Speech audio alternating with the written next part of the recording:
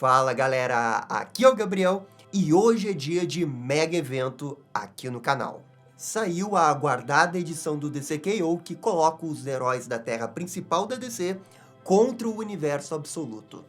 Eu estou falando da edição número 4, escrita por Scott Snyder e ilustrada por Javi Fernandes. O torneio chega na sua fase semifinal. Hoje vamos descobrir quem é o grande finalista que irá enfrentar o Darkseid. E pessoal, já vai deixando aí o seu bate-like, o bate-comentário. Fazer esse tipo de vídeo no dia seguinte que a HQ sai com essa edição realmente dá muito trabalho. Esse pequeno gesto ajuda demais aqui o canal. Beleza, esse era o recado, bora pro vídeo.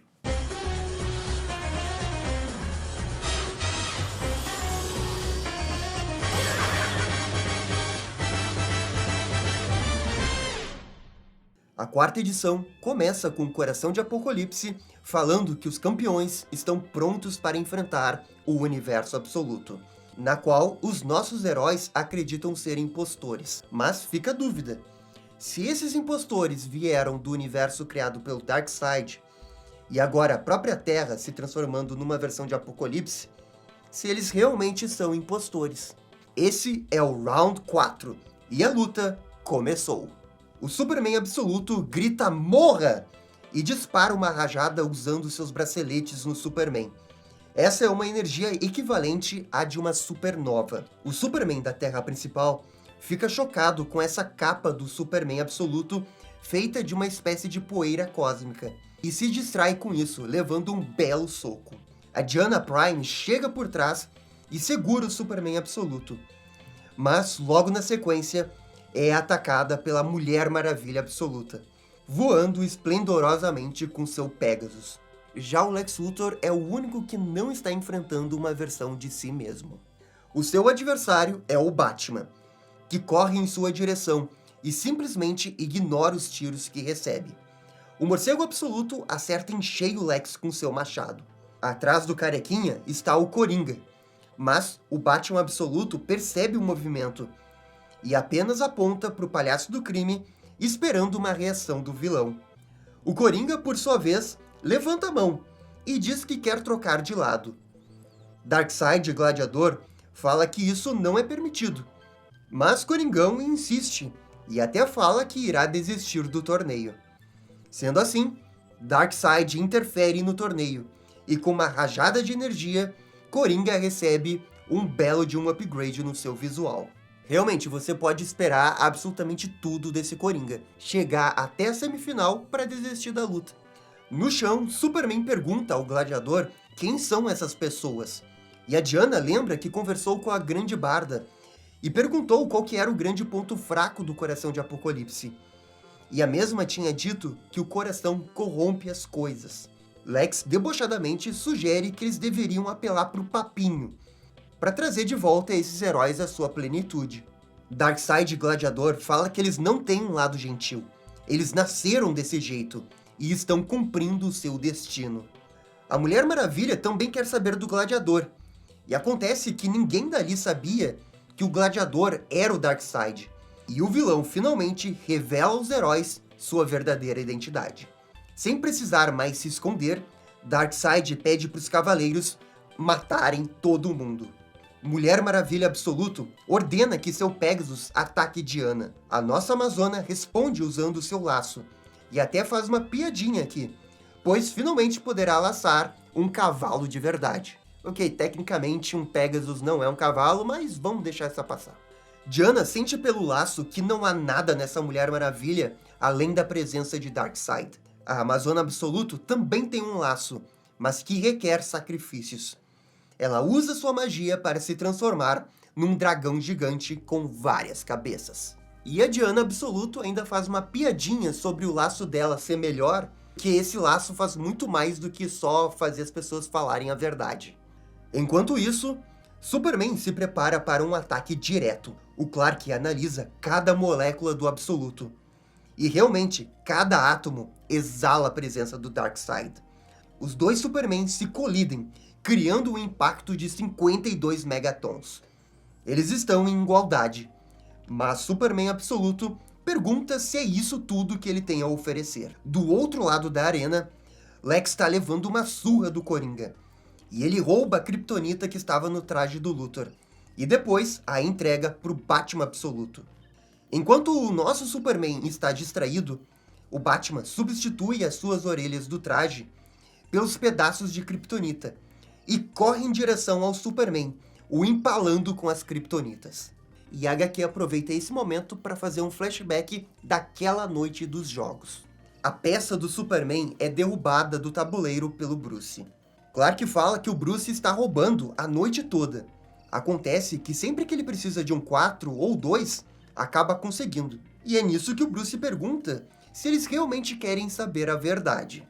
No presente, Superman ainda está vivo e pede para o Batman Absoluto parar com isso. E é nisso que o Coringa chega por trás com a sua nova visão de calor e acerta o Batman Absoluto. E ele fez isso porque é ele quem quer ter o prazer de matar o Superman. O Bruce, no flashback, fala que aprendeu as imprecisões do dado. É uma técnica. Ele consegue o número que quer. E isso não é roubo. Isso é ser Batman. Nesse momento, uma estranha ruptura aparece nos céus. Alguém está vindo. E o Coringa assente. É algo familiar. Mas antes que pudesse fazer algo a respeito, ele é acertado em cheio por uma lança. E quem atacou foi o Batman da Terra principal, que apenas diz BANG! E é realmente isso, o Batman voltou pro torneio. E toda essa parte do Batman foi contada numa outra HQ chamada Noite de Luta, na qual a gente fez um vídeo aqui no canal. O Clark fica chocado ao ver o seu amigo. Na verdade, os dois estão bem felizes. O Bruce explica que voltou graças à caixa materna que ele acoplou no seu traje. Quem interrompe a conversa é o Superman Absoluto furioso. Batman pergunta quem é esse cara, e o Super diz que é uma cria de Darkseid. Entendendo isso, Bruce pede para o seu amigo cuidar do seu impostor, enquanto ele vai atrás do Batman Absoluto. O morcego bombado provoca o Batman, chamando ele de riquinho, que responde à provocação à altura, falando que o Batman Absoluto tem o símbolo do Batman mais feio que ele já viu. Piadinha meta do Scott Snyder. É que quando saiu o Batman Absoluto, muitas pessoas criticaram o símbolo do morcego do Batman. Então, Batman Absoluto começa a crescer, e ele fica gigante. E o Batman principal, novamente debochando, diz que o símbolo tá crescendo dentro dele. E aqui é dupla piada meta do Scott Snyder, porque realmente, depois que a HQ do Batman Absoluto saiu, a galera começou a entender um pouco o símbolo ser desse jeito e até se acostumou. Batman Absoluto ataca com seu machado, e o Batman desvia. O nosso herói fala para segurar um pouco, pois tem algo preso no uniforme do Absoluto. São bombas de gás, que explodem logo na sequência. Mas isso não derrota o Batman Absoluto. O vilão ataca usando a sua capa diferenciada, que perfura o Batman principal. O Absoluto aproveita para jogar o morcego de um lado para o outro. Já Diana está cansada depois de tantas lutas. Ela grita que os truques dessa Amazona terminaram e voa em direção ao dragão, decepando uma de suas cabeças. Mulher Maravilha ainda apela à humanidade da sua impostora, mas Diana Absoluto, agora na sua forma humana e sem um braço, fala que só há Darkseid dentro dela. Na luta do Superman, o Clark principal também está cansado.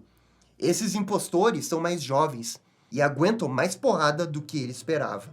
Desesperado, Superman usa sua visão de calor na potência máxima, na esperança de quebrar as moléculas de Darkseid que tanto influenciam o Superman Absoluto.